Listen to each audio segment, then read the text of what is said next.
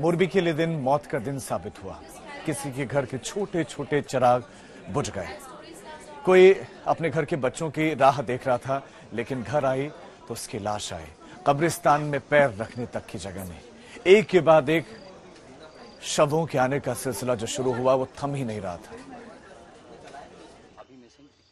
मोरबी की घटना ने 134 जिंदगियों को अपना शिकार बना लिया। वो पंचतत्वों में विलीन हो चुके हैं और यहाँ तौफीक का फातिया पढ़ा जा रहा है। खुदा से जियारत की जा रही है कि तौफीक को खुदा अपने कदमों में स्थान दे।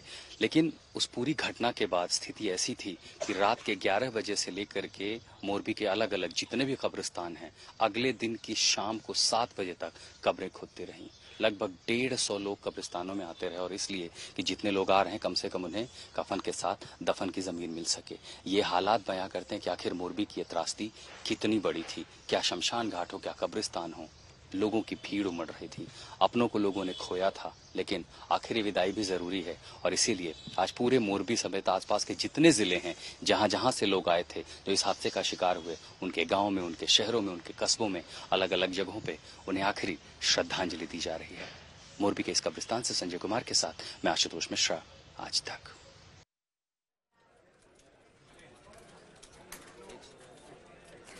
हमारे संवाददाता आशुतोष मिश्रा जब कब्रिस्तान पहुंचे तो वहां 18 साल के तौफीक का परिवार मौजूद था। एक नौजवान जिसके सहारे एक दिन पहले तक पूरे परिवार की उम्मीदें जिंदा थी, आज वो परिवार सदमे में था। चिता की आग और राख ठंडी हो चुकी है।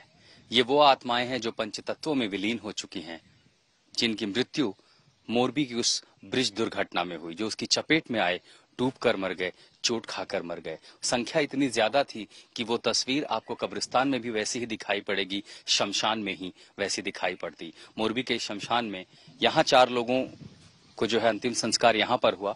नदी के ठीक दूसरी तरफ वहां पर भी अंतिम संस्कार हुआ और इसके साथ आसपास के दूसरे जो इलाके हैं वहां पर भी लोगों का अंतिम संस्कार किया गया। आप समझ सकते हैं कि कल मोरबी के लिए कितना दुखद दिन रहा होगा। कब्रिस्तानों में भीड़, शमशान पर भीड़, लोग अपनों को विदाई देने आ रहे थे जो इस दुर्भाग्यपूर्ण घटना का शिकार हो गए।